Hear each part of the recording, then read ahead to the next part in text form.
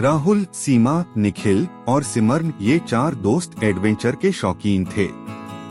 उन्होंने एक दिन तय किया कि इस बार वे जंगल में ट्रेकिंग करेंगे, जहां लोग जाने से डरते थे।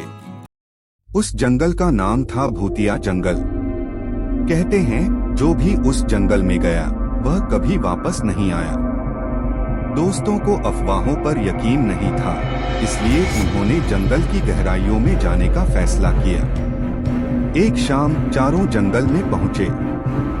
जैसे जैसे वे अंदर बढ़े, आसमान में बादल घिर आए और चारों तरफ सन्नाटा छा गया। अजीब अजीब आवाजें आने लगी और ऐसा लग रहा था जैसे कोई उन्हें देख रहा हो।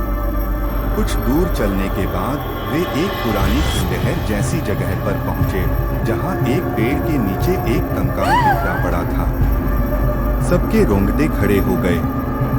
तभी उन्हें एक किताब मिली जिसमें लिखा था, यह जंगल मेरा है, यहाँ कोई नहीं बच सकता।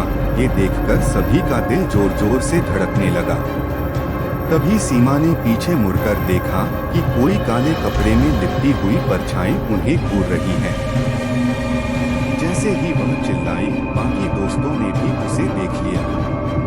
वो परछाई धीरे धीरे उनकी ओर बढ़ने लगी। डर के मारे वे चारों भागने लगे, लेकिन रास्ता जैसे खत्म ही नहीं हो रहा था।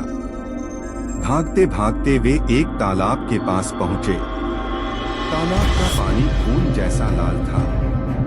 निखिल ने जैसे ही तालाब को पार करने की सोची, एक भयंकर चीख सुनाई दी और पानी से एक हाथ बाहर निकल आया, जो निखिल को पकड़ने की कोशिश करने लगा।